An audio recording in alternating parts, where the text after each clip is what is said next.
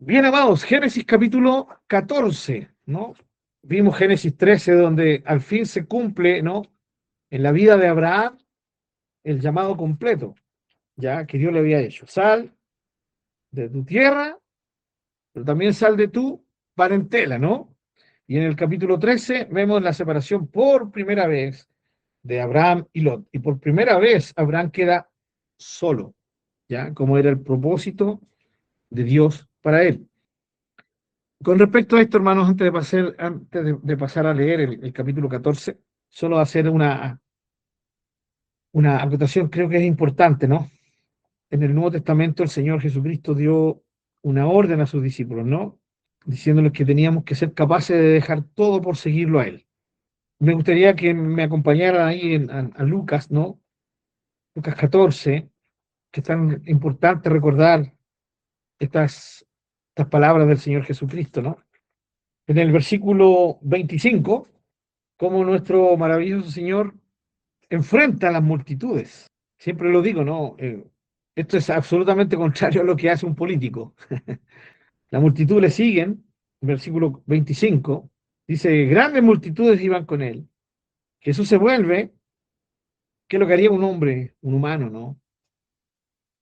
Dice, wow, que soy famoso. Bueno, síganme, voten por mí, pero el Señor los confronta, ¿no?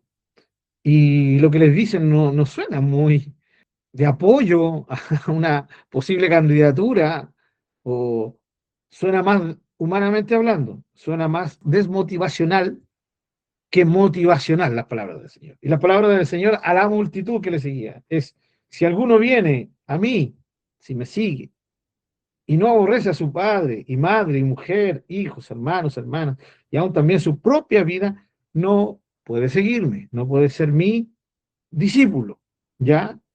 Y el versículo 33 dice, así pues, cualquiera de ustedes que no renuncia a todo lo que posee, no puede ser mi discípulo. Muy confrontacional, muy potente de parte del Señor. Pero la base, ¿sí? El enfoque de lo que Jesús le acaba de decir a esta multitud es, si yo no soy la prioridad en sus vidas, no, nada más vale. No hay ningún otro valor, no importa lo que hagan, si yo no soy la prioridad en sus vidas. La prioridad de ustedes debo ser yo, no puede ser papá, no puede ser mamá, no puede ser hijo, no puede ser esposa, no puede ser, ni tu propia vida puede ser prioridad. La prioridad suprema debo ser yo. Yo no encuentro nada más radical que eso, sí, nada más confrontacional que esto, pero es justamente lo que decía mi hermana Elvira, son esas cosas que hoy día a la gente, a muchos cristianos no les gusta oír, pero este es el Evangelio. ¿Ya? Y yéndonos de la mano de esto, en el caso del joven rico, ¿no? Si se recuerdan, vamos a Marcos, Marcos capítulo 10, y esta es la conversación que tiene Jesús con los apóstoles, y específicamente con Pedro, ¿ya? Después del evento del joven rico, versículo 27, entonces Jesús, mirándolos, dijo, para los hombres es imposible, pero para Dios no, porque todas las cosas son posibles para Dios. Entonces Pedro comenzó a decirle, he aquí nosotros lo hemos dejado todo y te hemos seguido. Lo hemos dejado todo y te hemos seguido. Respondió Jesús y dijo, de cierto les digo que no hay ninguno que haya dejado casa, hermanos o hermanas, padre, madre, mujer, hijos o tierras por causa de mí y del Evangelio, que no reciba 100 veces más ahora en este tiempo, casas, hermanos, hermanas, madres, hijos y tierras, con persecuciones y en el siglo venidero la vida eterna. ¿Sí? Pedro es como que le dice, bueno, Señor, nosotros lo hemos dejado todo, ¿qué pasa con nosotros? ¿Sí? Y el Señor les dice esta maravillosa revelación de que nadie, nadie que haya dejado todo por el Señor, sí se va a quedar sin una recompensa de parte del Señor. La esencia de esto es que la recompensa de Dios, no la recompensa humana, ¿sí? No la recompensa humana. Entonces están estos dos pasajes que acabamos de leer, Y los dos tienen que ver con qué, con dejar cosas, ¿sí? Con romper vínculos de prioridad, no que yo venga y le diga a mi mamá, te aborrezco, ya no te quiero papá, no te quiero hijo, no te quiero esposa y me voy de la casa. No, no, no, es el tema de romper el vínculo de prioridad. Yo ya no puedo estar vinculado con ningún ser humano, menos con cosas terrenales, ya, con un vínculo de prioridad. No puede ser nada de eso una prioridad para mí. La única prioridad que debe existir en mi vida debe ser el Señor. ¿Ya? Él debe ser mi prioridad en mis proyectos, en mi forma de vida, en todo lo que soy y en todo lo que hago. ¿Ya? Ahora, ¿cuál es la idea? ¿Qué tiene que ver esto con Génesis capítulo 13? Que Génesis capítulo 13 nos muestra, por un lado, cómo lo vimos desde el punto de vista de Dios, del llamado de Dios a Abraham, fue que dejara su tierra, pero también dejara su parentela. ¿Ya?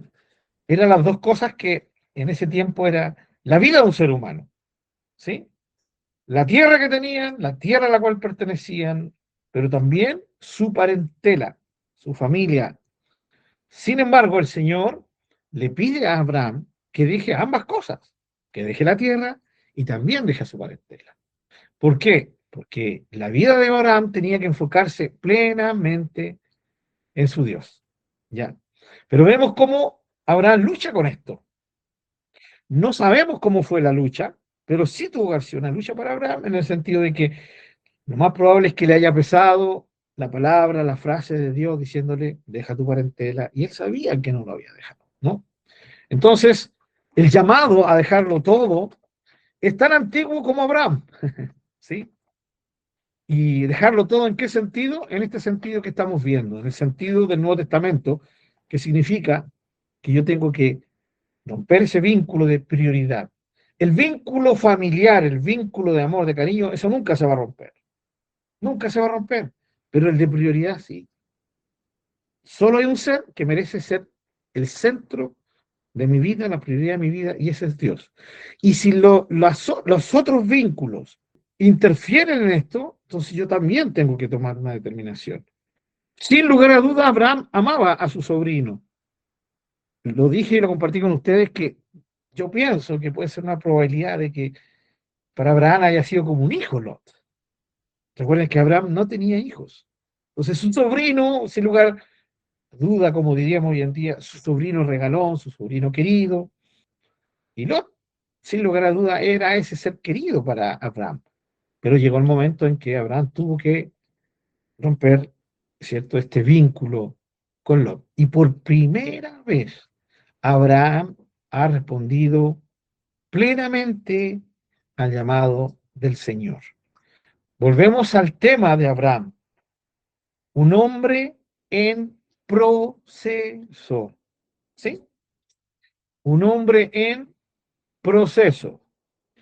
Hermanos, somos personas en proceso. El gran hombre de Dios, Abraham, fue un hombre que entró en un proceso divino, ¿sí? No es el mismo Abraham del capítulo 12 al capítulo 13. Ya ha habido en ese proceso un cambio, un avance, por el solo hecho de haberse separado de su sobrino Lot, haber, ¿cierto?, separado de su parentela. Por primera vez ahora Abraham está solito con su esposa, ya, y ahora Dios va y le confirma su promesa del capítulo 12, como lo vimos, pero lo hace de una forma mucho más amplia, ¿no? Mucho más amplia. Eso fue lo último que vimos, si no me equivoco, el último lunes que estuvimos juntos, ya capítulo 13 de Génesis, versículo 14. Ahí está clarito, ¿no? Y Jehová dijo a Abraham después que Lot se apartó de él. ¿Sí? Lo que Dios le va a decir, alguien puede tomarlo como, a ver, Abraham realmente tuvo que haber estado triste por esta separación. Pero Dios viene y le va a decir esto para consolarlo. Se podría ver así, pero creo que la intención va mucho más allá. Es Dios hablándole todo esto, mostrándole a Abraham que ahora por primera vez, sí, estaba hablando con un hombre que había roto con todo aquello que le impedía cumplir con un llamado total con Dios. Entonces, ¿qué es lo que está haciendo Dios? Está mostrándole la aprobación al acto que ha hecho Abraham, aunque le haya dolido, porque hay veces que por Dios tenemos que tomar determinaciones que nos van a doler, que nos van a doler, ¿sí? Pero tenemos que hacerlas si son la voluntad de Dios, ¿ya?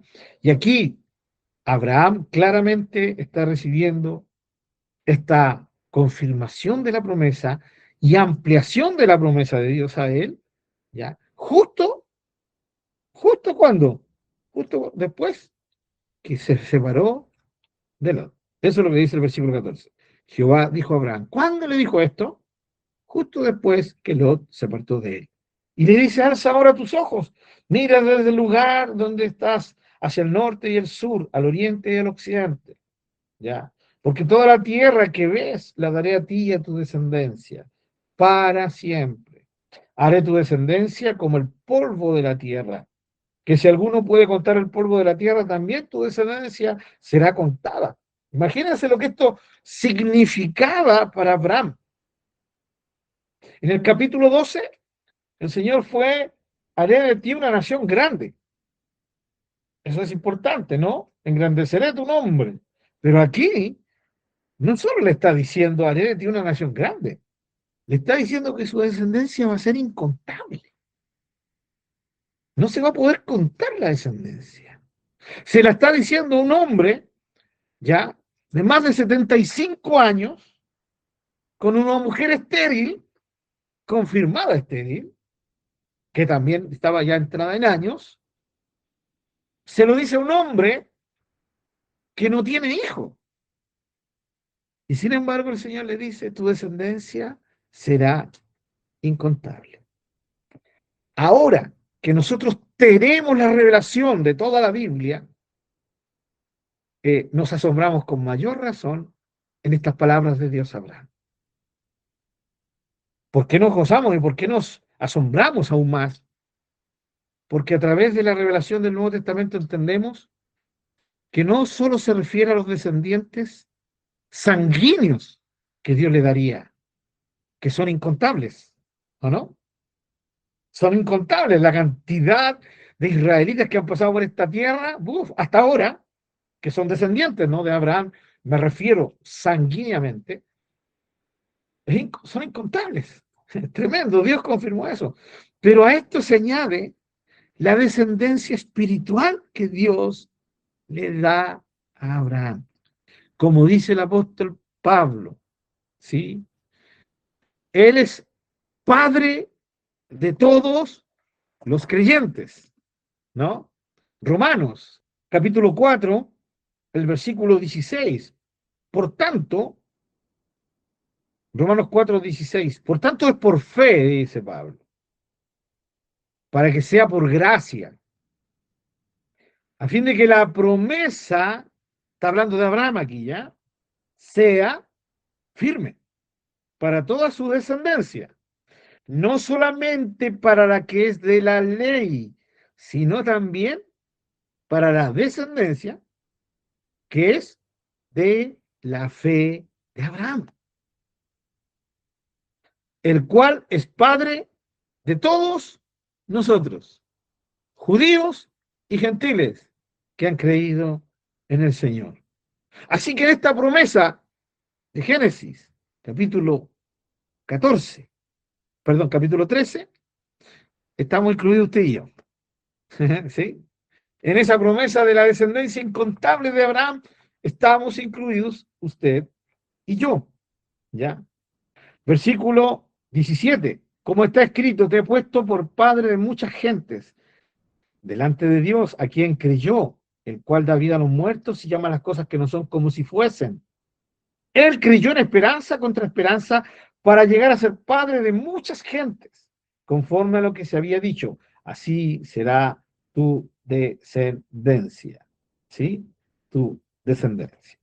Entonces, ya, nosotros somos parte de esa descendencia. ¿Ya? De ahí de Génesis, de esa promesa prometida en Génesis capítulo 13. Volvemos entonces al capítulo 13. Entonces, la promesa de Dios a Abraham es algo tremendo. Me imagino a Abraham escuchando al Señor diciéndole esto, ¿no?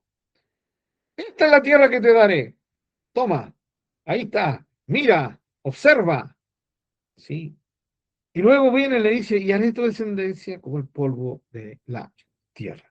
¿Ya? Si el polvo de la tierra puede ser contado, tu descendencia también será contada. Versículo 17 del capítulo 13. Levántate, ve por la tierra a lo largo de ella, a su ancho, porque a ti la daré. Abraham, pues, removiendo su tienda, tomó la palabra del Señor, vino y moró en el encinar de Mamre, que está en Hebrón, y edificó allí un altar a Jehová. Dios le dice, muévete por esta tierra, porque te la daré a ti y a tu descendencia. ¿Y qué hace Abraham? Se mueve, porque le cree al Señor. En Hebreos capítulo 11 se nos detalla de una forma maravillosa esto. Versículo 9 dice, por la fe habitó, hablando de Abraham, como extranjero en la tierra prometida. Noten este contraste. Habitó como extranjero en la tierra prometida. Se le prometió la tierra, pero él habitó en esa tierra como extranjero. ¿Por qué?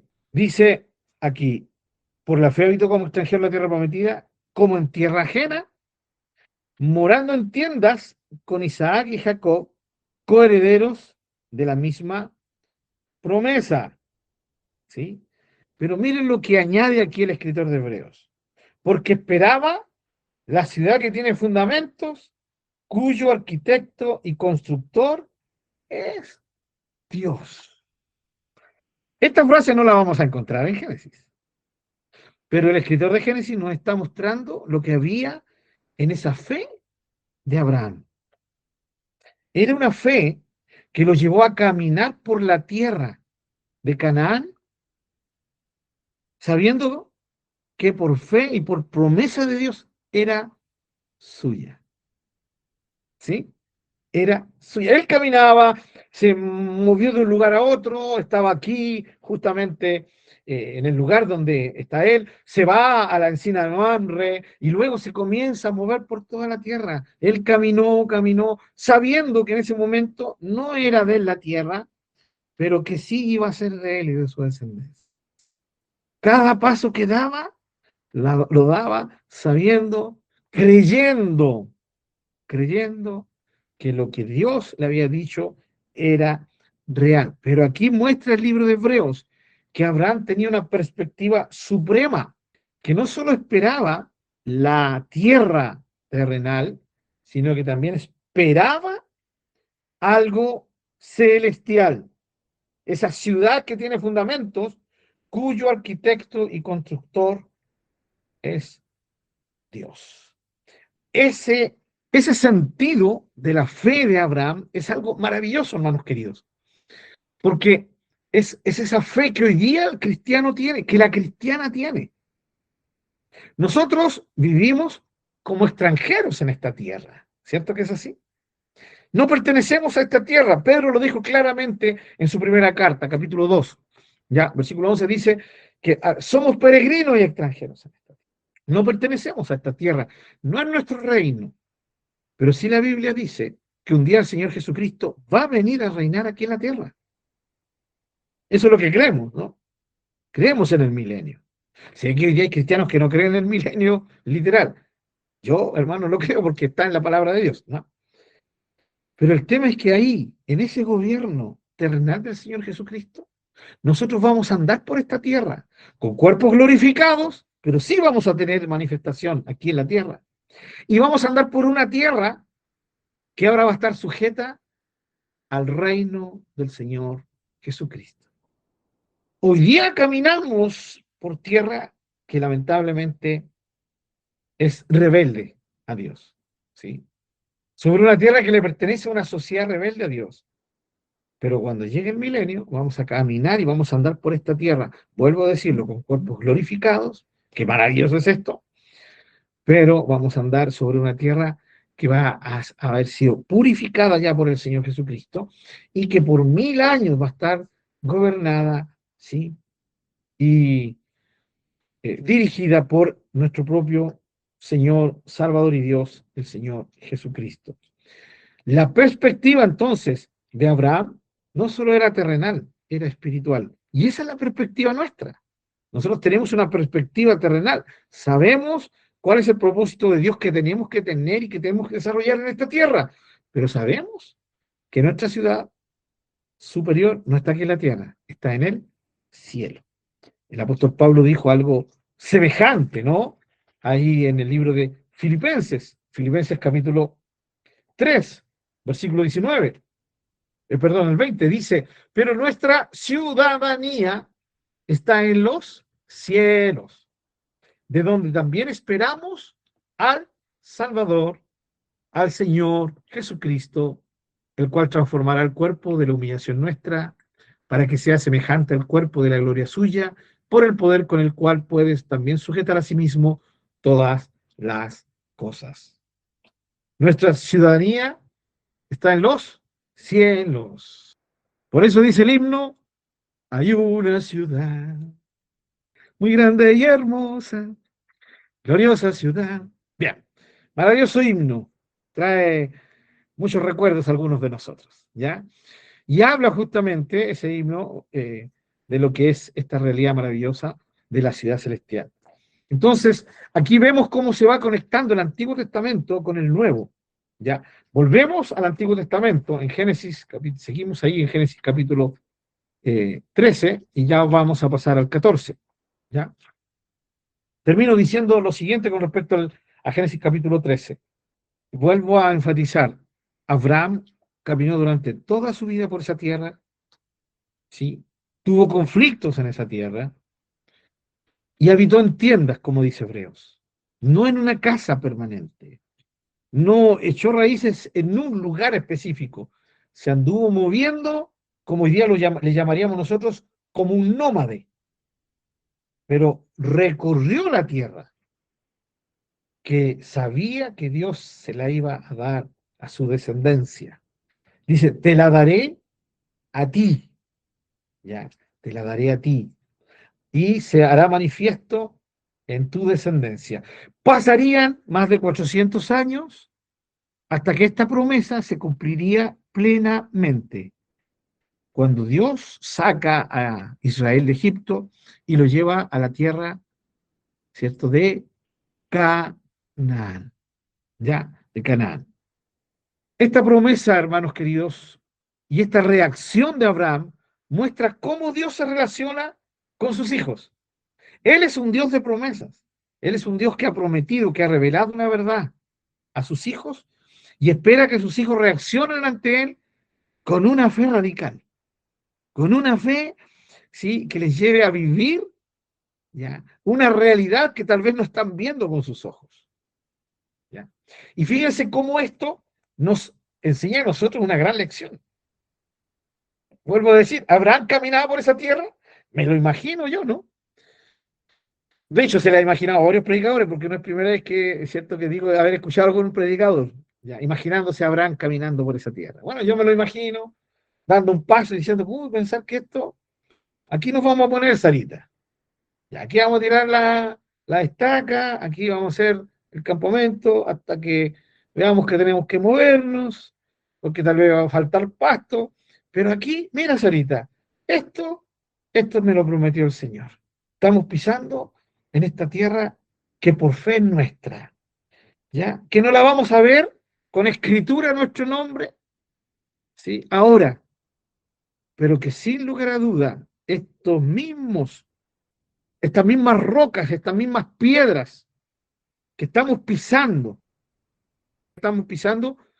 un día, sin lugar a duda, la pisarán los descendientes de nuestros hijos.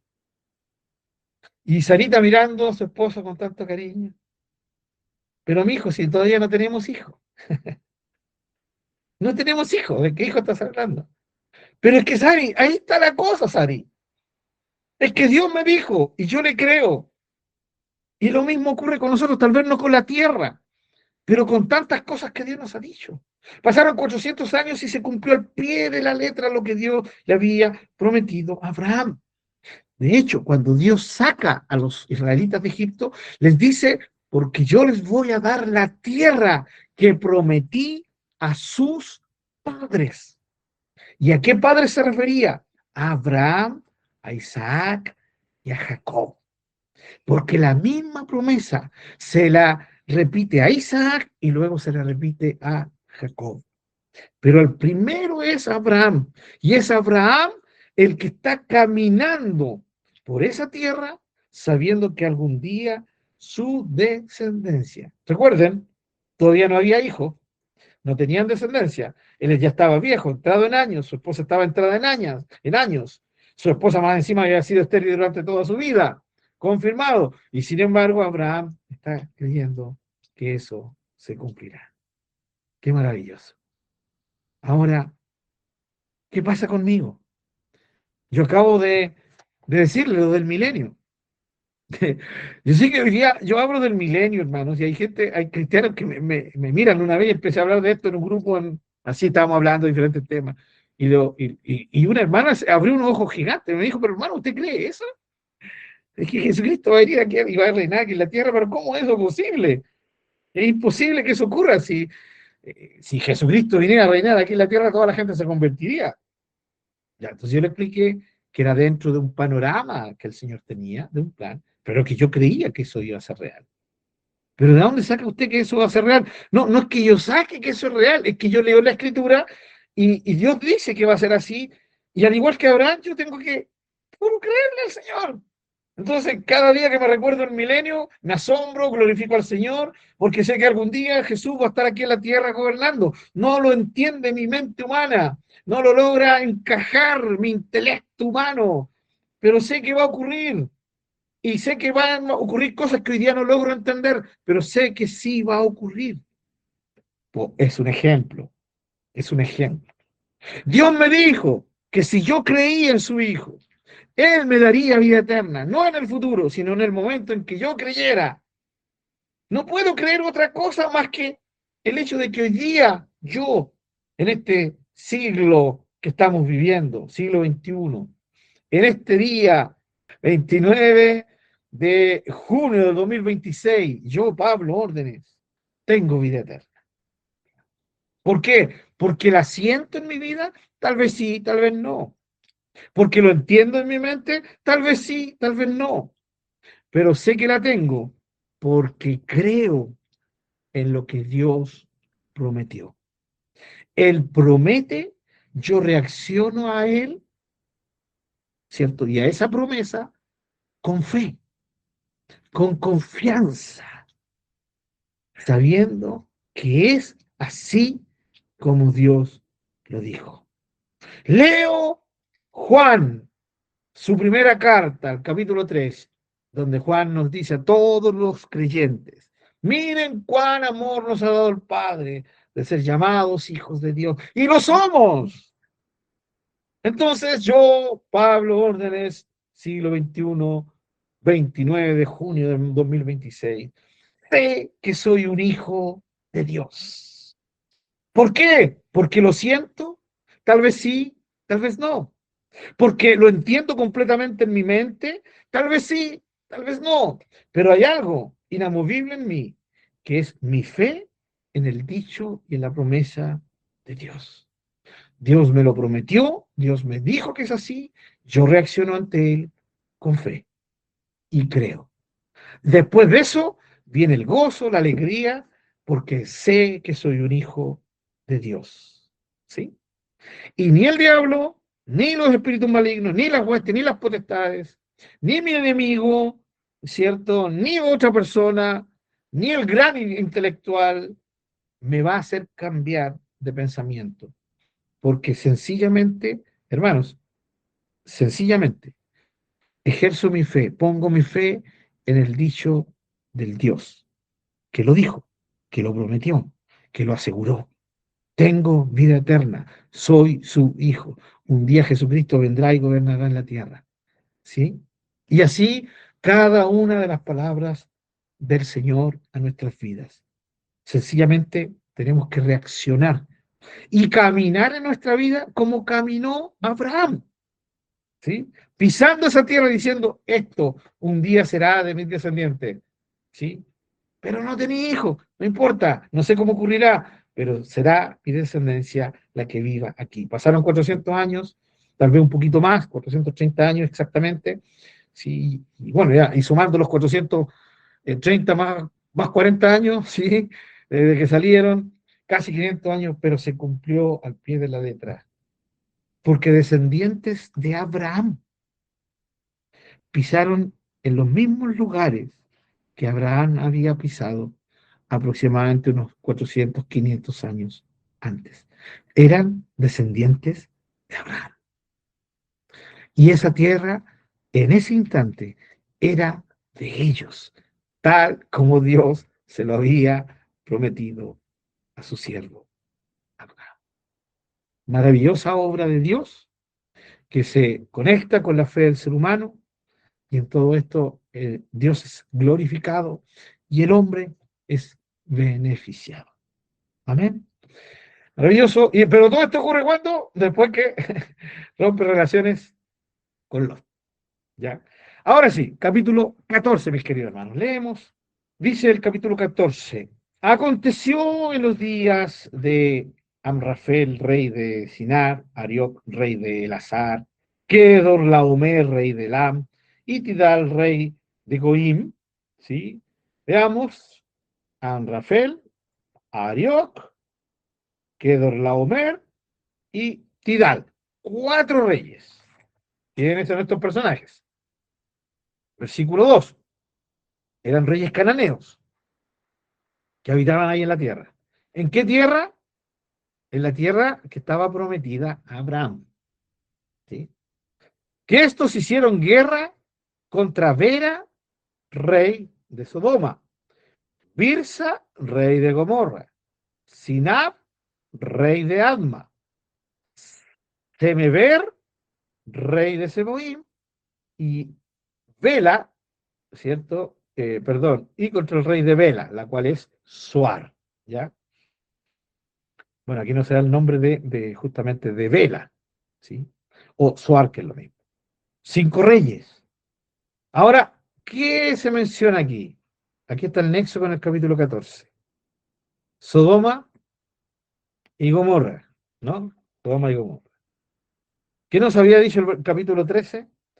Que Lot escogió esa llanura hermosa, fructífera, pero que llevaba a Sodoma, ¿sí? Versículo, capítulo 13, versículo 12, lo leo. Abraham acampó en la tierra de Canaán, en tanto que Lot habitó en las ciudades de la llanura y fue poniendo sus tiendas hasta Sodoma. Pero los hombres de Sodoma eran malos y pecadores contra Jehová en gran manera. Y aquí se habla entonces de Sodoma y también se habla de Gomorra y se habla también de Adma y se habla de Seboim y de Bela o Soar. Cinco reinos, cinco reyes. Pero el primero que se le menciona es Sodoma. ¿Quién estaba en Sodoma? El sobrino preferido, el sobrino querido. Estaba Lot ahí, porque en el capítulo 13 nos dejó claro que poco a poco Lot se fue acercando hasta llegar a Sodoma. ¿Se recuerdan que lo vimos la clase anterior? No siempre lo que se ve bonito es lo mejor. No siempre lo que, según nuestro criterio, es lo mejor, es realmente lo mejor. Y muchas veces lo que parece hermoso y que parece que es lo mejor, puede ser solamente un disfraz de la ruina que nos espera. Y lo único que nosotros tenemos que hacer no es preguntarnos, ¿será o no será? Es sencillamente decir, Señor, tu voluntad. ¿Quieres que vaya y haga esto? ¿Quieres que haga esto o no quieres que lo haga? Hermano, la vida cristiana tiene que ver con eso, con obedecer al Señor. Tiene que ver con escuchar a Dios y obedecerle. Adán y Eva nos grita eso, ¿sí? Abel nos grita eso. Aún la parte negativa mostrada en Caín, así nos muestra a Enoc, ya. Así nos muestra a Noé, obedientes. Así nos muestra a Abraham, obediente. Sal de tu tierra. Y salió. No es súper entera, no salió de la tierra, ¿cierto? Igual fue un tremendo paso de fe, como lo vimos, ¿no? Nadie puede criticarlo por eso a Abraham, porque salió sin saber dónde iba, en perfecta obediencia. Lo que Dios quiere de sus hijos, de sus hijas, es obediencia, porque la obediencia implica confianza, porque la obediencia implica sujeción, rendición. Yo obedezco al Señor porque confío en Él. Lo que Él me pida, yo lo voy a hacer, porque sé que siempre su voluntad es buena, santa y agradable y perfecta. Pero también mi obediencia muestra mi corazón rendido. Hágase tu voluntad, como se hace en el cielo, se haga también aquí en la tierra. Y eso es todo lo que un hijo de Dios debería querer, saber cuál es la voluntad de su padre. Y esto va de la mano, compartí una vez con un hermano porque decíamos, bueno, ¿cuál será el propósito de Dios para mí? Y uno quiere escuchar respuestas como, yo te voy a hacer pastor, yo te voy a hacer profeta, yo te voy a hacer evangelista, yo, cosas como esas, ¿no? Y por supuesto son parte del propósito de Dios. Dios tiene propósitos con todos nosotros. Pero a nadie le gusta que le digan, mira, el gran propósito de Dios contigo es que tú conozcas su voluntad, ¿sí? Y que su voluntad para ti es transformarte, conformarte a la imagen de su hijo. Ah, no, prefiero lo otro, me gustó más lo otro, ¿sí? Cuando a mí me preguntaron, cuando estaba en el Instituto Bíblico, yo era joven, y, y ahí se acercan unos compañeros y me dicen, hermano, ¿y cuál es tu llamado? Me pillaron volando abajo, no tenía ni idea. Yo iba al Instituto Bíblico porque me habían mandado, ¿ya? Y dije, ¿qué así? Y me vieron con cara asustado seguramente, y me dijeron, no, que yo tengo un llamado a misiones. Ah, le dije yo. Y me dieron ganas de decirles yo también, pero hubiese sido mentiroso porque no tenía ningún llamado ni a misiones ni a nada, no tenía idea por dónde iba la micro. Pero sí yo tenía claro algo. Yo sabía que Dios quería que yo lo conociera.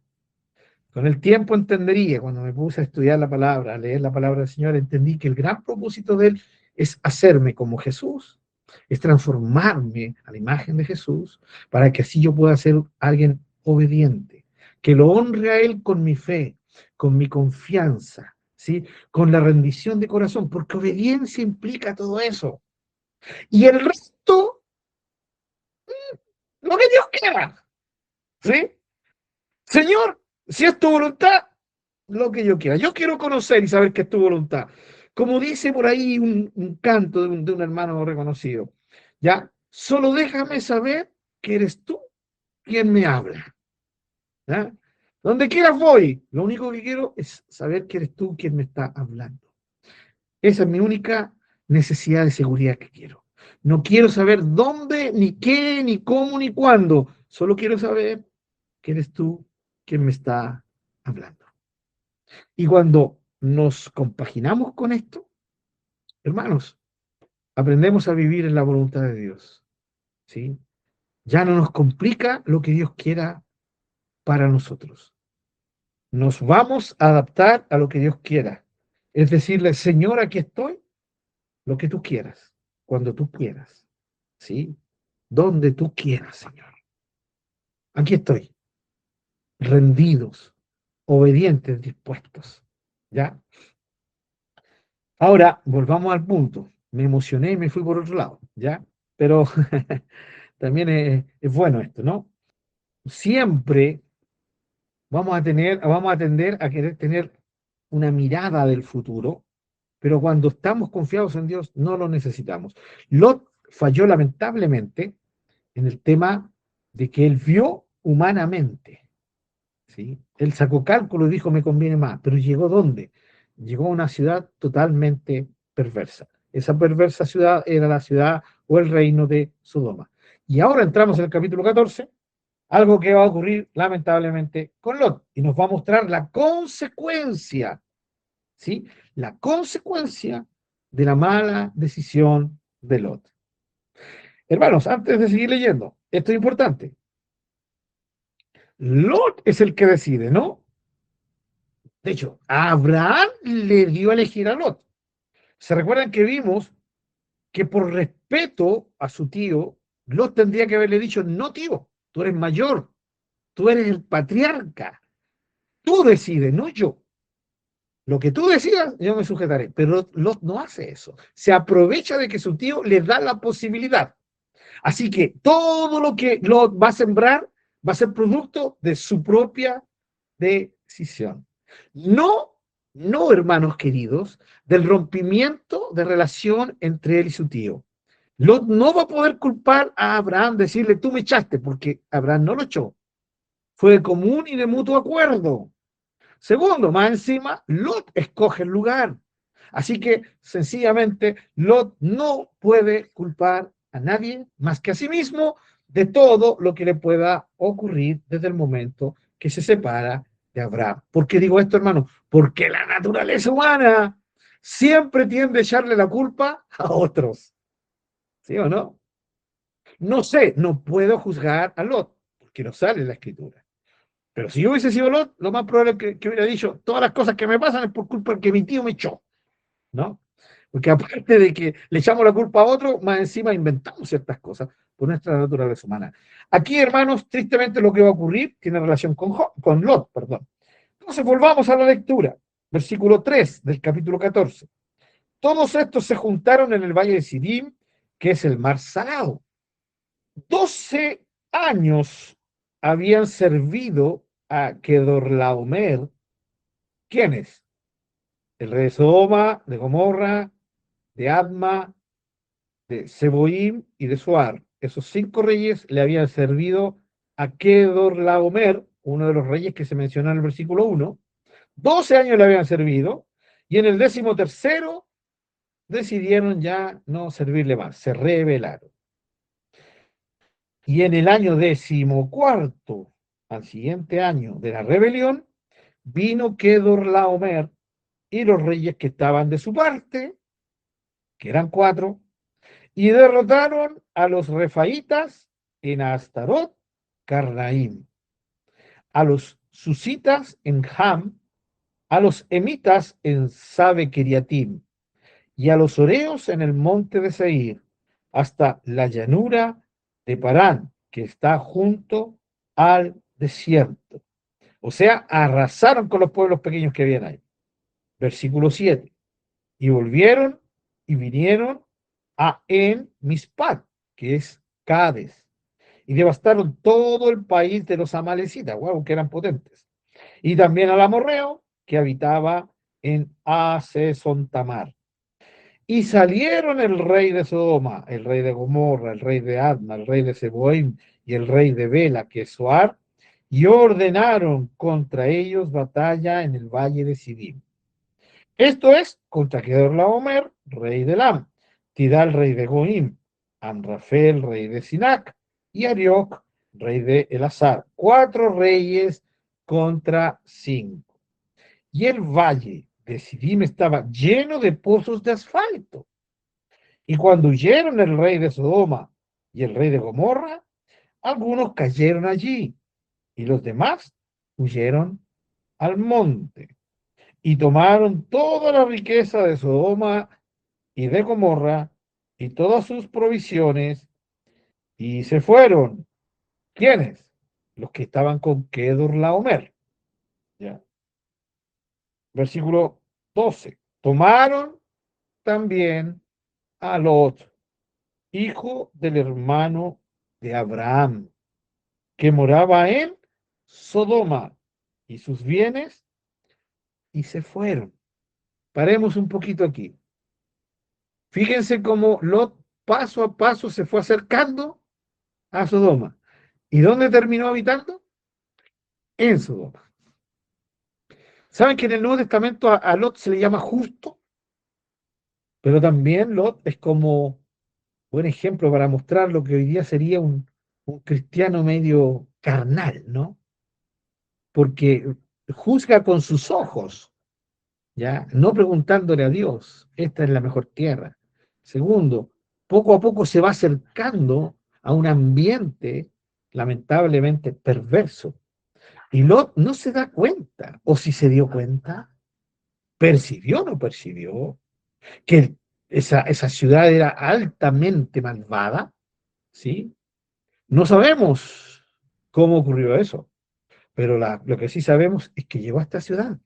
Fue capaz de ser parte de esa ciudad, sabiendo y viendo la maldad que había entre ellos. ¿No es esto un llamado de atención a los hijos de Dios? Por supuesto, ¿no? ¿Cómo puedes tú ir a habitar? ¿O cómo tú puedes compartir en un ambiente donde tú ves que todo es maldad? Y no significa, hermanos, que vamos a hacer, ¿cierto? Una ciudad aparte, ¿no? Sino que la idea es que seamos cuidadosos con quienes nos relacionamos, ¿ya? Entonces, hermanos, ¿cómo llega a ese punto, Lot? Es verdad que en el libro, en el Nuevo Testamento, se le llama a Lot justo y se dice que él miraba toda esta maldad y se afligía en su corazón, ¿ya? Segunda de Pedro, capítulo 2, versículo 6, y dice, y si condenó por destrucción a la ciudad de Sodoma y de Gomorra, reduciéndolas a ceniza y poniéndolas de ejemplo a los que habían de vivir impíamente, y libró al justo Lot. ¿Eh? Y dice que él estaba abrumado por la nefanda conducta de los malvados. Porque este justo que moraba entre ellos afligía cada día su alma justa, viendo y oyendo los hechos inicuos de ellos. El escritor del Nuevo Testamento, Pedro, dice entonces que Lot es considerado un hombre justo. ¿Por qué? Porque tenía una actitud en su corazón. Y en esto, hermano, el hermano Pablo no puede juzgar al hermano Lot. No puedo juzgar. Pero sí hay un tema que creo que la palabra de Dios nos enseña aquí. Es verdad que lo que dice Pedro es un testimonio de lo que había en el corazón de Lot. O sea, Lot llegó a vivir a Sodoma y nunca se adecuó a la existencia de Sodoma. Nunca se afianzó, ¿sí? Directamente él con gente ya malvada y sus actos. Él se mantuvo aparte, ¿no? Pero que debe ser complicado vivir en una ciudad así, ¿o no? Donde todos tus vecinos, donde tu vecino de al lado, de la izquierda, de la derecha, el de atrás, el de adelante, todos son gente malvada. Es muy complicado, hermanos. De hecho, más adelante vamos a ver que sus hijas estaban comprometidas. ¿Con quién estaban comprometidas? Con sodomitas. Bueno, ya la palabra sodomita suena fuerte, ¿no? Pero en ese tiempo era gentilicio, ¿no? Así, gentilicio se le llama, ¿no? El gentilicio era sodomita, ¿ya? A eso me refiero, no la perspectiva hoy día que tenemos de sodomita, sino a la perspectiva de ese tiempo, de este tiempo. Era el gentilicio de los que vivían en Sodoma. Entonces, las hijas de Abraham, de Lot, se comprometieron con sodomitas, ¿sí? Con personas de Sodoma. Entonces, significaba que ya estaba entrando en su familia todo este tipo de maldad. Lo vamos a ver más adelante, ¿no? Su esposa miró para atrás. ¿Por qué miró para atrás? Tal vez su corazón estaba anexado. No, seamos sinceros, las ciudades son las grandes promotoras de grandes pecados. ¿No es así? No, no sé si están de acuerdo conmigo. Sé que todos somos citadinos los que estamos escuchando, pero eso no nos quita la capacidad de discernir. Esa es la verdad. ¿Qué se dice cuando llega alguien del campo, de zona rural? Este inocentito, ¿sí? Y llegan a la ciudad y en la ciudad se pervierten. Porque sí, porque las grandes ciudades y las ciudades en general son las que llegan a tener grandes promotores de diferentes pecados. ¿Sí? En cambio, cuando la gente vive en el campo, en zona rural, no significa que sean buenos, porque hay gente bien malosa ahí en los pueblos. En todo pueblo hay gente mala. Pero la perversión en comparación a la ciudad es mucho, mucho más grande, ¿no?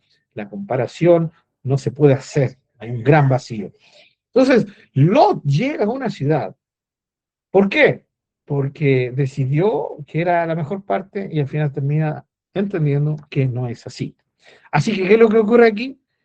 Lot es uno de los primeros golpes que recibe Lot por estar viviendo en esa ciudad. Y aquí cuando uno podría decir, ¿qué está haciendo ahí Lot? Viviendo ahí. Llevémoslo a nuestro tiempo. ¿Qué diría un hombre hoy en día? No, es que mi mujer quería tener un mall cerca. Mi mujer quería tener una buena feria, un buen lugar donde ir a comprar y no tener que estar sembrando. Mi mujer aquí, mi mujer allá, echando la culpa a la mujer, ¿no? No importa si eso fue verdad o no fue verdad. Mis hijas, es que mis hijas están cansadas de la vida, del campo y querían tener amigos y amigas y la ciudad proveía todo eso. Yo, hermano, estoy haciendo una suposición si yo hubiese sido Lot. Estoy diciendo que Lot lo vivió. Y mis excusas serían esas. Y por último, no, es que preferí venir a invertir acá porque aquí podía prosperar mejor que en el campo, ya se me estaban terminando los animales, aquí y allá. Muchas razones. El tema es que nada de eso importa. Lo único que importa al final es por qué Lot estás ahí. Y fue porque él tomó un camino equivocado. Esto no significa que Lot era un perverso, porque eso quedó claro en el Nuevo Testamento, de que es justo, porque justamente él no era un perverso, se afligía, pero lamentablemente se fue a vivir en medio de la crema de la perversidad en ese tiempo. Y aquí ocurre el primer golpe para Lot. Lot está viviendo ahí y sin embargo, por vivir ahí, ¡pac!, lo agarran y se lo llevan como esclavo a él, su esposa y sus hijas, ¿no? El versículo 12 del capítulo 14. Tomaron también a Lot, hijo del hermano de Abraham, que moraba en Sodoma, y sus bienes, y se fueron. Más encima, Lot pierde todo, ¿ya? Pierde todo. Hermanos, esto nos muestra tan bien, tan bien, como dice Pablo, todo lo que fue escrito en el Antiguo Testamento es para nuestro ejemplo. Y nos muestra tan bien, hermanos, cuando un hijo de Dios, una hija de Dios, toma una decisión, escuche bien esto, ¿ya? Lo que voy a decir, espero que no se malinterprete. Tomamos una decisión para estar mejor económicamente. Tomamos una decisión para estar mejor socialmente. Tomamos una determinación para estar mejor posicionados. Tomamos una determinación para estar mejor, pero bajo una perspectiva humana. Y Lot nos está, con su ejemplo, gritando que es exactamente lo que no tenemos que hacer. ¿Sí?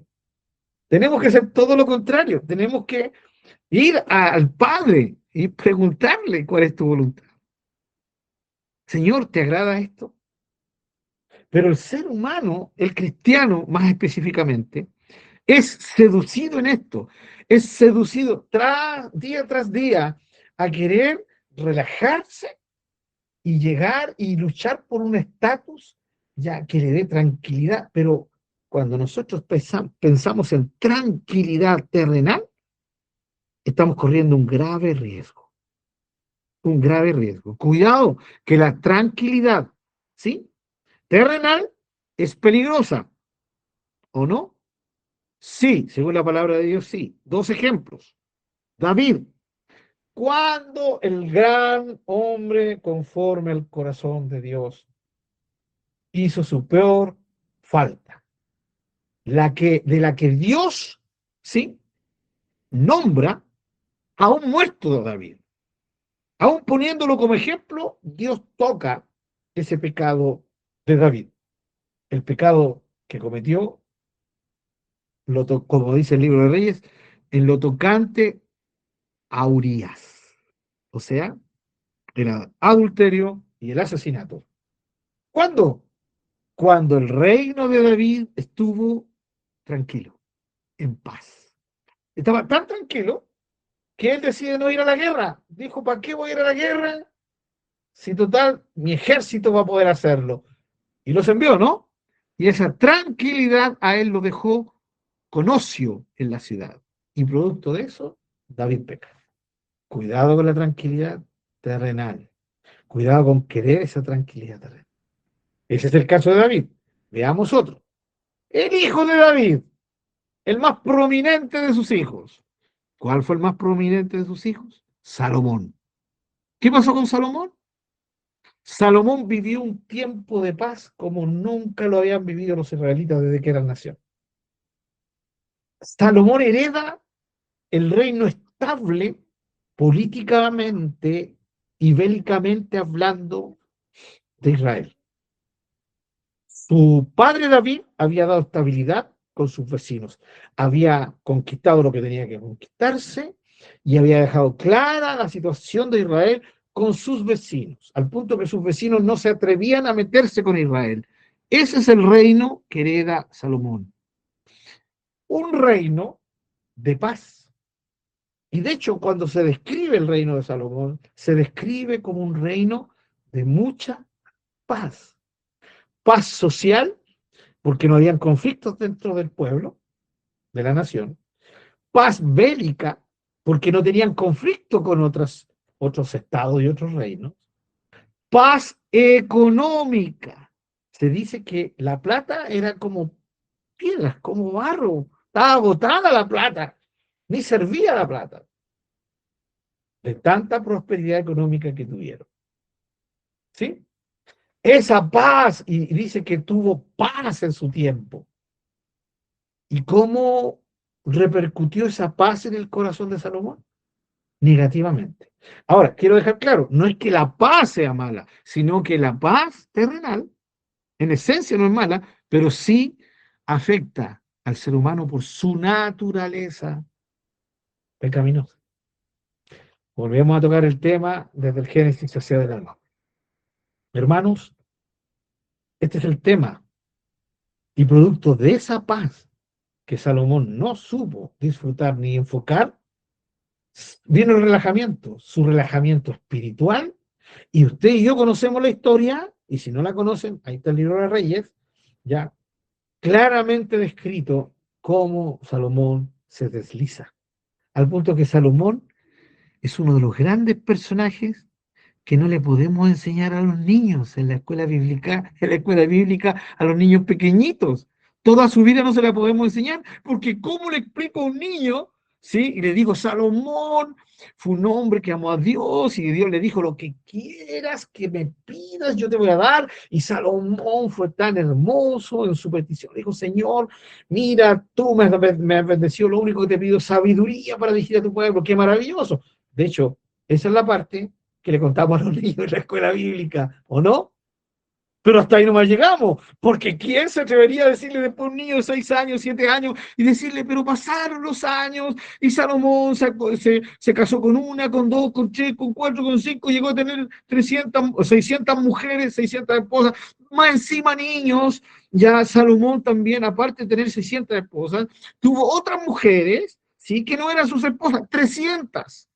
Y no solamente eso, sino que después Salomón sí dejó entrar la perversión al pueblo de todo tipo, porque levantó ídolos y dioses falsos. ¿Se imaginan contándole esta historia a los niños? Complicado, ¿no? Por eso en la escuela bíblica solamente contamos la primera parte de Salomón. ¿Y por qué eso pasó con Salomón? Pasó porque Salomón no supo manejar la paz terrenal. ¿Sí? Porque la paz terrenal, hermanos queridos, trae relajamiento espiritual. Cuando un hijo de Dios y una hija de Dios están muy bendecidos, está todo tranquilo, va a tender, no digo que siempre ocurra, pero sí va a ocurrir siempre esa tendencia. No todos le hacen caso a esa tendencia, pero todos vamos a ser tentados a relajarnos espiritualmente. Un cristiano que está tranquilamente bendecido en lo terrenal, ¿no? Tiene paz en la casa, tiene paz en su trabajo, tiene paz en todas partes. No van a hacer de él alabar a Dios y bendecirlo con mayor gana. Ahora, es lo que hay que hacer, pero va a haber una lucha para hacer eso. ¿Por qué? Porque la lucha va a ser la tentación de que nos relajemos espiritualmente, de que bajemos los brazos espiritualmente. Estamos tan tranquilos que ya no necesitamos orar tanto, ya no necesitamos congregarnos, ya no necesitamos servir al Señor, porque estamos tan tranquilos. Vuelvo a decir, mis queridos hermanos y hermanas, no estoy diciendo que siempre pase esto, porque hay hijos de Dios e hijas de Dios que sí, por su tiempo, sí, de devoción con Dios, por su caminar con Dios, logran superar esto, ¿ya? Pero no todos. Y los que lo logran superar, les aseguro que han tenido que tener una fuerte lucha en contra de aquello. Es cuando un hijo de Dios dice, Señor, estoy tan tranquilo que aparentemente no necesito orar, pero me doy cuenta de que porque estoy pensando justamente eso, de que no necesito orar, entonces me urge orar. Porque cualquier sentimiento, cualquier percepción de que yo no necesito orar, no va a venir jamás de ti, sino que siempre va a venir del diablo. Siempre van a ser de mi concupiscencia. Cuando yo digo, no, no voy a orar porque no es tan necesario, es porque estoy creyendo que necesito orar solo para solucionar mis problemas, siendo que la oración no nos fue dada para eso en primera instancia. La oración nos fue regalada para que aprendamos a tener y a pasar tiempo con nuestro Dios. No siempre pidiendo. Van a haber veces que ni le vamos a pedir, solo vamos a hablar con Él de la vida. Solo vamos a conversarle cosas y experiencias que hemos tenido. En otras ocasiones, lo único que vamos a hacer con Él es alabarlo y darle gracias por lo bueno que ha sido. Comentarle que hemos estado meditando en todo lo que Él nos ha dado durante toda nuestra vida y que eso nos ha encendido la llama y venimos a contarle esto. Y también van a haber momentos en que vamos a estar muy tristes y vamos a usar la oración incluso ni para pedirle, sino sencillamente para contarle nuestra pena, nuestro bajón espiritual, nuestra necesidad de un abrazo de Él, sin pedir nada. Todo lo que he dicho hasta ahora sobre la oración, ninguno de estos aspectos tiene que ver con pedir. Ahora, entonces, hermano Pablo, no se puede pedir la oración. Yo nunca he dicho eso, nunca he dicho eso. Después, cuando termine el estudio y nos lo manden los hermanos, rebobinen el estudio, ¿ya? En ningún momento yo dije eso. Lo que yo dije fue que la oración no nos fue dada en primera instancia para pedir, pero sí en segunda instancia. Sí, dentro de aquello que yo puedo hablarle a mi Padre Celestial, es mi necesidad y ahí yo le puedo pedir. De hecho, Jesús dijo, pidan y sigan pidiendo, ¿sí? Porque el que pide y sigue pidiendo, se le dará. Jesús enseñó, ¿sí? La importancia de orar con insistencia a través de esa maravillosa parábola de la viuda y el juez injusto, y así sucesivamente. No significa que no usemos la oración para pedir. Significa que tenemos que entender que la oración, antes que nada, nos ha sido dada para pasar tiempo con Dios. Es el tiempo que yo dedico para hablar con Él. ¿Sí? Entonces, hermanos, cuando yo entiendo esto, comprendo que tengo que estar siempre pegado a Dios. En el momento en que yo crea y yo piense que no es tan necesario orar. No, si el Señor entiende. Y generalmente eso pasa, ¿no? Bueno, hoy día ha estado tan bueno el día y estoy tan cansado. Mañana oro. Eso estamos, con esa actitud estamos demostrando, sin decirlo, de que parece que no necesitamos orar. Un hombre y una mujer demuestran que realmente necesitan orar. ¿Cuándo? Cuando dan tiempo a orar. Cuando no ocupan excusas para no hacerlo. Recuerde siempre esto. Si en algún momento usted siente, porque está tan tranquilito, tan tranquilita, que no, no es tan urgente que yo ore. Eso está mostrando que hay un error en su corazón. Primero que nada, está mostrando que el enemigo está ganando terreno ahí, ¿sí? Y segundo, está demostrando que usted ora solo cuando necesita algo de Dios, ¿sí? Y eso también es peligroso, es más, es ofensivo para nuestro Dios.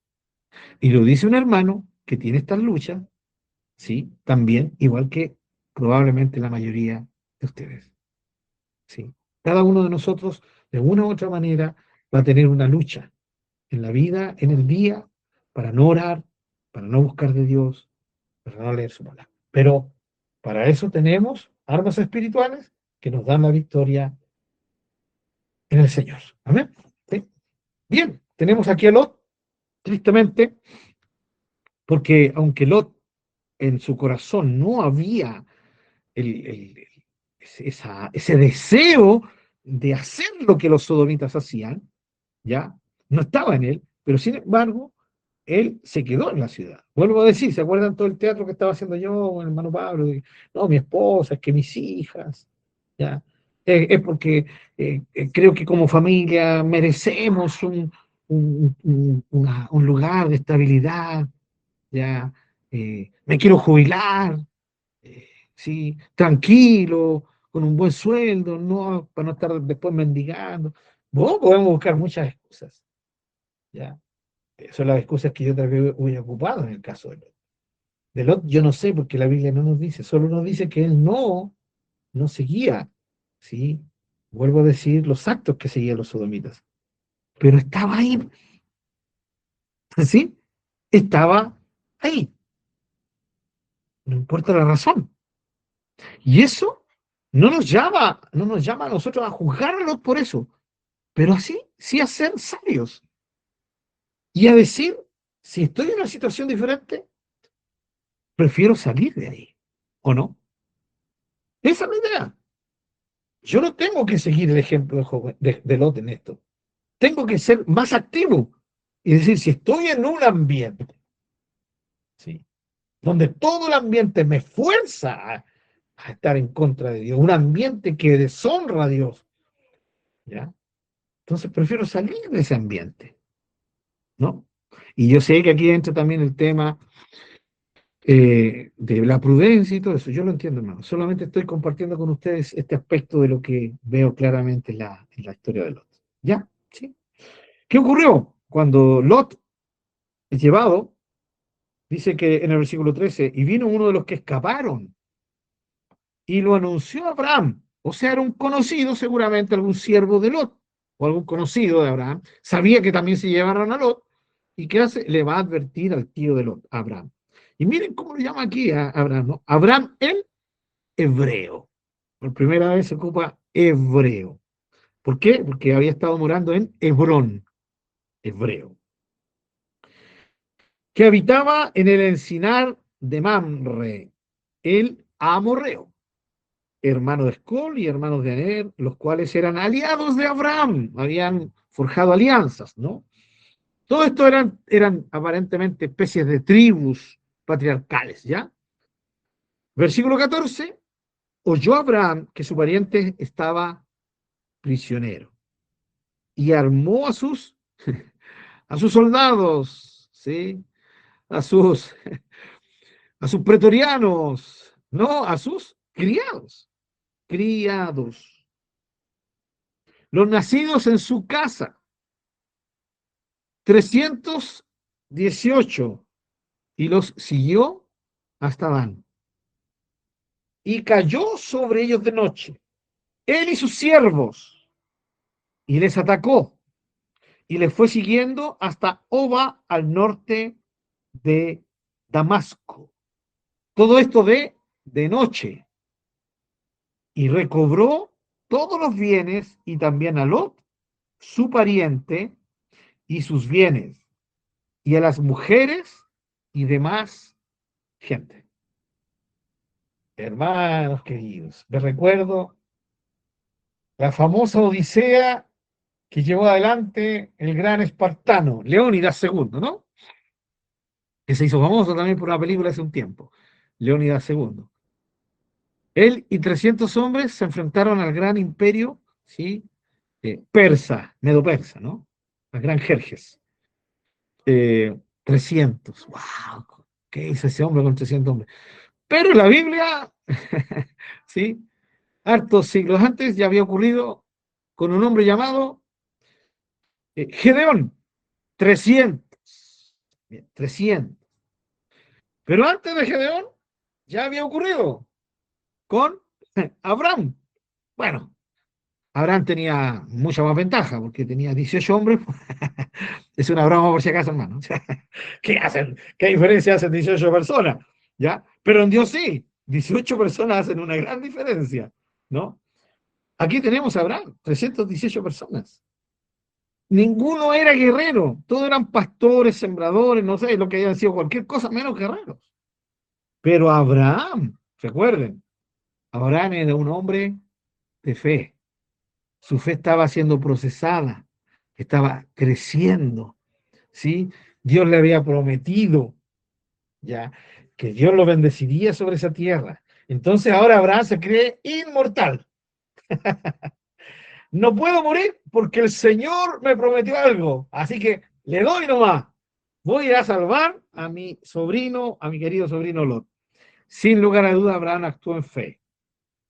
Abraham sabía, no es que le hayan escondido, no, no. A Abraham le contaron toda la historia. Estamos hablando de 4 reinos, 4 reyes poderosos. Arrasaron con todas las tribus que había por haber en su paso. Llegaron donde Sodoma, enfrentaron a 5 reyes y lo hicieron retroceder. Más encima, les robaron sus riquezas.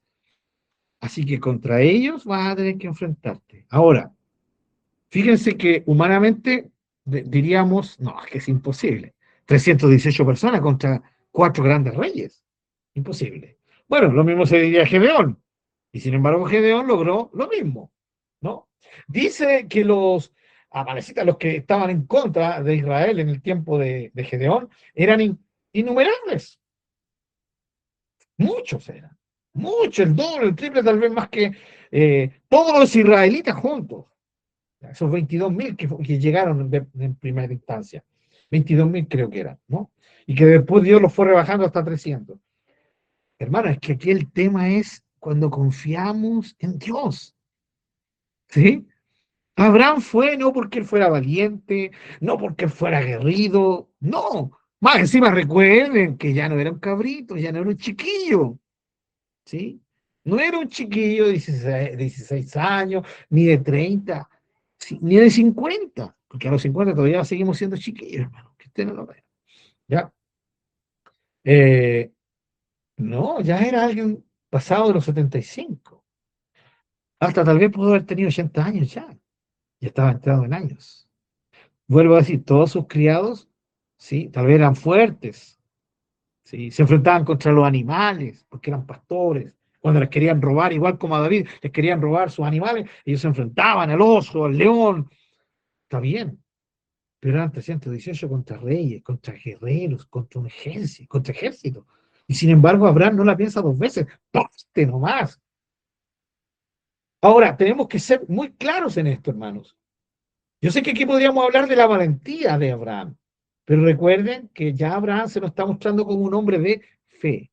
Y aquí está la diferencia entre un hombre valiente, una mujer valiente, y un hombre de fe y una mujer de fe.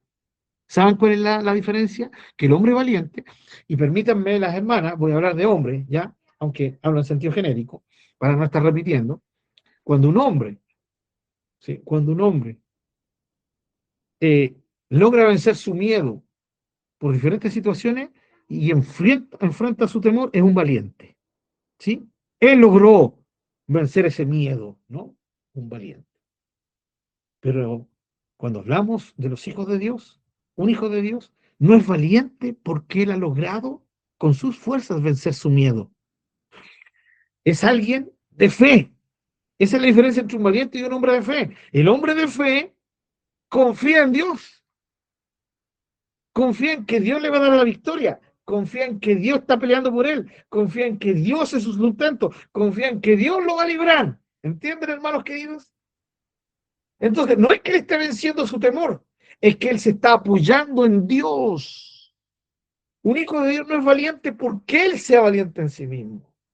Hace actos heroicos y valientes porque confía que su Dios y Padre, que es todopoderoso, está a favor de él.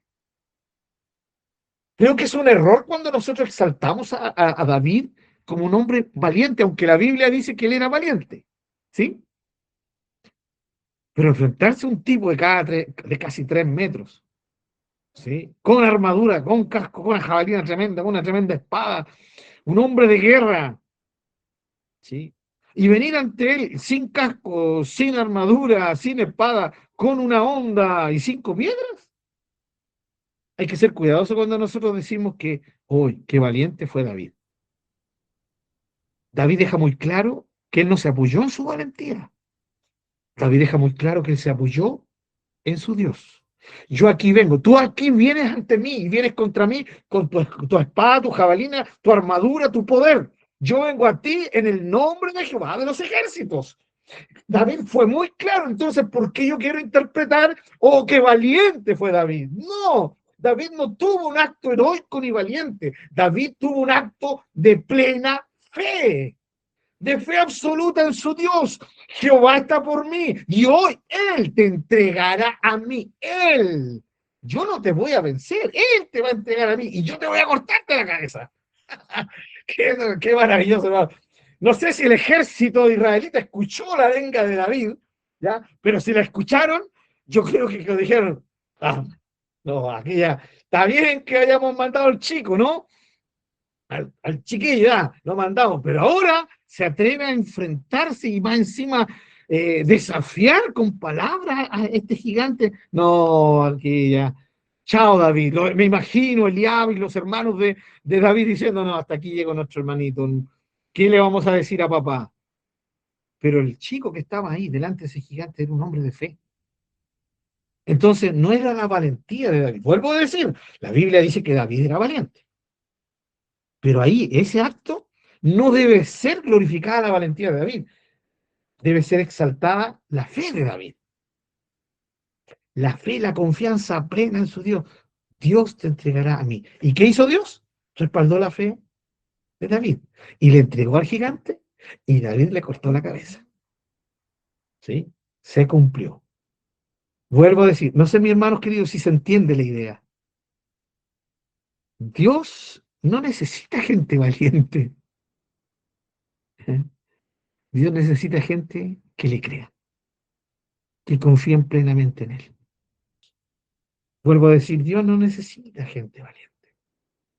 Porque si el más cobarde de todos, la más cobarde de todos, pone su confianza en Dios y en que Dios es su protector, su ayuda, ese cobarde y esa cobarde van a actuar como verdaderos héroes y verdaderas personas valientes. No son valientes, no confían en su valentía, no son motivados por la adrenalina, son motivados por su confianza plena en su Dios. Y Abraham demuestra esto. ¿Por qué? Porque era un hombre de fe. ¿Se le llama así o no? ¿Por qué más reconocido Abraham sino por su fe?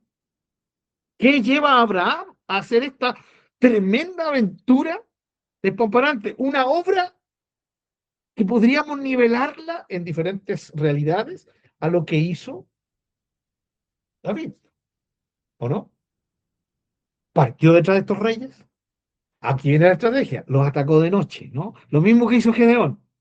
Los atacó de noche. O sea, igual usó astucia, pero aún así, la astucia no alcanzaba para que no solamente rescataran a Lot, sino que vencieran al ejército y los persiguieran. O sea, estos ejércitos tremendos que habían tenido una tremenda victoria salieron arrancando. No tenemos ni idea de la técnica. El Espíritu Santo no nos deja clara la técnica, como en el caso de Gedeón, porque Gedeón tuvo una técnica. ¿Se recuerdan? Sí, el tema de romper las famosas vasijas y todo ese ruido, una técnica. Con Abraham no nos dice nada, solo que fue.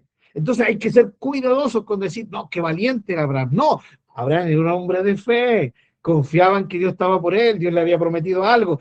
Tú estás conmigo, Señor. Partió detrás de ellos y no solamente los vence, sino que los hace huir, recupera todos sus bienes y más encima toda la gente que se habían llevado como esclavos. ¡Wow! ¡Qué hazañota se mandó a Abraham! ¿Sí? Y más encima, medio viejito. Medio viejito, voy a decir, ¿ya? Porque tampoco voy a ser viejito, ¿ya? Medio viejito, medio entradito en años, ¿no? Así que, mis queridos hermanos, esta historia es maravillosa, pero ¿qué nos exalta esto? ¿Qué nos refuerza esto? La idea de que Abraham era un hombre en proceso. Su fe estaba en proceso.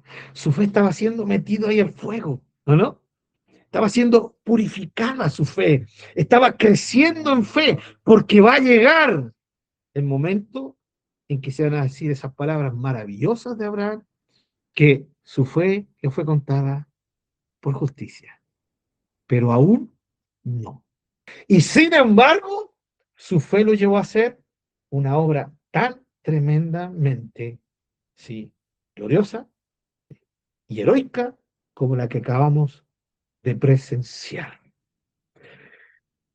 Seguimos leyendo, versículo 17.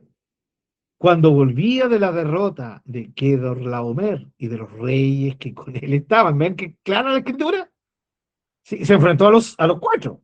Salió el rey de Sodoma a recibirlo al valle de Sabe, que es el valle del rey. Entonces Melquisedec, aquí aparece el otro personaje, ¿sí? Melquisedec, rey de Salem y sacerdote del Dios Altísimo, sacó pan y vino y le bendijo, ¿ya? Diciendo, bendito sea Abraham del Dios Altísimo, creador de los cielos y de la tierra. Y bendito sea el Dios Altísimo, que entregó tus enemigos en tu mano. Mis queridos hermanos y hermanas, ¿se dan cuenta de lo que hace Melquisedec? Melquisedec bendice, ¿no? A Abraham, pero luego bendice al Dios Altísimo. Y Melquisedec, como hombre de Dios, ¿sí? Como hombre de Dios, porque lo era, es un personaje ya misterioso, ¿no? Pero aquí por lo menos nos está hablando que es un ser humano o alguien que está ahí, que Abraham lo ve, se puede relacionar con él, pero lo glorioso de Melquisedec es que Melquisedec declara la gran verdad. Bendito el versículo 20, bendito sea el Dios Altísimo que entregó tus enemigos en tu mano. ¿Se dan cuenta de lo que vimos adelante? Hoy día aquí se está confirmando, Melquisedec lo deja claro. Fue Dios el que te entregó a tus enemigos. Fue Dios. Dios lo hizo. Por lo tanto, ¿quién merece el honor por la gran victoria? No es Abraham, es Dios. Y eso es lo glorioso, mis queridos hermanos y mis queridas hermanas, de la fe. La fe es gloriosa, ¿saben por qué? Porque al ser por fe, la gloria no es nuestra, la gloria es de Dios. Al ser por gracia, la gloria no es nuestra, la gloria es de Dios. Porque la fe es solo eso, confiar, depositar la confianza en que Dios es el que hace las cosas, en que es su poder y no el mío. Entonces, alguien con fe puede vanagloriarse de sí mismo por su fe. No debería hacerlo. Cuidado, hermanos, cuando alguien dice, no, es que yo vivo por la fe. Está bien, todo cristiano vive por la fe, ¿no? Pero el hermano tal vez venga y me diga, no, no, que yo estoy diciendo que yo no trabajo, así que yo vivo de la fe, por la fe. Cuidado, porque un hombre y una mujer, que Dios les suple sus necesidades para que ese hombre y esa mujer puedan dedicarse a tiempo completo a Dios, es Dios quien da. Él debe recibir la gloria, no la fe del hombre. Porque es el propósito de Dios el que cubre y el que suple a ese hijo y a esa hija que Dios ha apartado para un servicio especial. Y ese hombre y esa mujer jamás van a decir, no es que es mi fe, no es que yo vivo por la fe. No, no, yo no vivo, nadie vive por la fe en el sentido a ver, de la salvación sí, pero tampoco en ese sentido, porque es Dios quien nos salva, no es mi fe la que me salva. Mi fe recibe la salvación ya ganada. Y lo mismo pasa con alguien que vive dependiendo día a día de Dios. Nunca va a decir ese hombre, si la tiene clara esa mujer de Dios, nunca va a decir, no, es mi fe la que me ha permitido sostenerme económicamente a través de estos días y a través de estos años. No, Jamás va a decir eso. Jamás se lo va a atribuir a su fe. Se lo va a atribuir siempre ¿a quién? A Dios.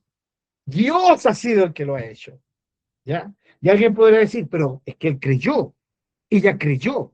¿Saben, queridos hermanos? Hay veces que Dios da, aunque la persona no crea.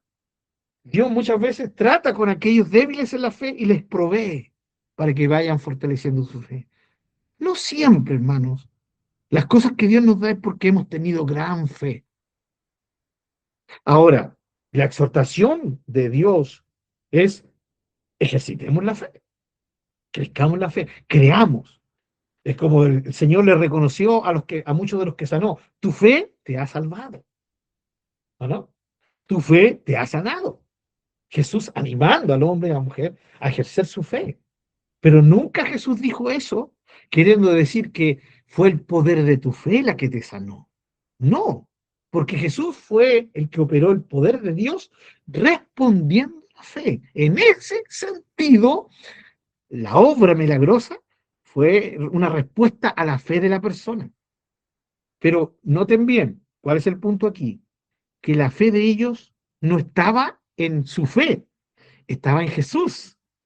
La fe en Jesús era la que obraba milagros, en el sentido de que la fe honraba a Dios y Dios respondía con milagros, pero siempre el hacedor de milagros es Dios, no nuestra fe. ¿Sí? Gloria a Dios por esto, hermanos. Sé también que muchos les encanta escuchar cuando le soban su espaldita. Oh, qué gran fe tienes, hermano. Oh, qué hombre de fe eres, hermano Pablo.